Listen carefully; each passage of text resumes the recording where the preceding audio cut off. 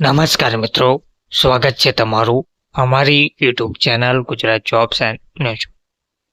મિત્રો, 8મો પગાર પંચ, મોંઘવારી ભથ્થા પરનો પ્રતિબંધ, 18 મહિનાનું બાકી ડીએ વગેરેને લઈને મહત્વના સમાચાર સામે આવે છે. 8મા પગાર પંચને લઈને એક મહત્વની અપડેટ સામે આવી છે, જેમાં જણાવવામાં આવ્યું છે કે 18 મહિનાનું જે બાકી ડીએ છે તેને લઈને એક મહત્વનો જવાબ કેન્દ્ર સરકાર દ્વારા આપવામાં આવ્યો છે. તો શું મોંઘવારી ભથ્થા પરનો જે પ્રતિબંધ હતો તે હવે હટાવવામાં આવશે? મોદી સરકાર દ્વારા મોટો ખુલાસો કરવામાં આવ્યો છે. કેન્દ્ર સરકારે 8મા પગાર પંચને મંજૂરી આપી દીધી છે. આ બધા વચ્ચે સરકારે મોંઘવારી ભથ્થા ડીએ અને મોંઘવારી રાહત ડીઆર અંગે એક મોટું અપડેટ આપ્યું છે. કેન્દ્ર સરકારના કર્મચારીઓ અને પેન્શનરોને લગતા એક મોટા ઘટનાક્રમમાં નાણાં મંત્રાલયે સ્પષ્ટતા કરી છે કે કોવિડ-19 સમયગાળા દરમિયાન રોકેલા મોંઘવારી ભથ્થા ડીએ અને મોંઘવારી રાહત ડીઆરના બાકી ચૂકવવામાં આવશે કે નહીં. તો તેમને સંસદમાં નાણાં મંત્રાલય દ્વારા જાણકારી આપવામાં આવી છે. તો આ શું જાણકારી આપવામાં આવી છે?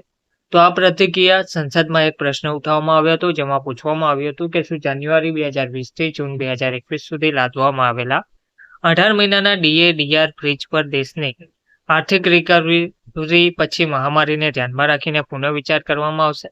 તો નાણાં રાજ્યમંત્રી પંકજ ચૌધરીએ ચિંતાનું સમાધાન કરતા કહ્યું છે કે 2020માં મહામારીની પ્રતિકૂળ નાણાકીય અસર અને સરકાર દ્વારા લેવામાં આવેલા કલ્યાણકારી પગલાંના ભંડોળનો નાણાકીય બોજ નાણાકીય વર્ષ 2020-21 પછી પણ ચાલુ રહ્યો છે.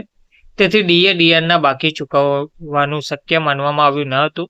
નાણાં રાજ્યમંત્રીએ જણાવ્યું હતું કે કેન્દ્ર સરકારના કર્મચારીઓ પેન્શનરોને 1 જાન્યુઆરી 2020 થી 1 જુલાઈ 2020 અને 1/1/2021 થી ચૂકવવાપાત્ર મોંઘવારી ભથ્થા ડીએ મોંઘવારી રાહત ડીઆરના 3 હપ્તાઓ સ્થગિત કરવાનો નિર્ણય કોવિડ-19ના સંદર્ભમાં લેવામાં આવ્યો હતો, જેના કારણે આર્થિક વિક્ષેપ પડ્યો હતો, જેથી સરકારી નાણાં પર દબાણ ઓછું થાય.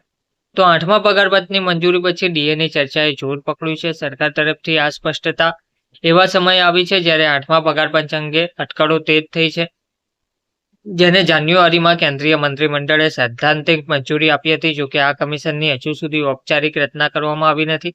એ નોંધનીય છે કે જ્યારે નવું પગાર પંચ અમલમાં આવે છે ત્યારે માનક પ્રક્રિયા મુજબ ડીએ ઘટક શૂન્ય કરવામાં આવે છે.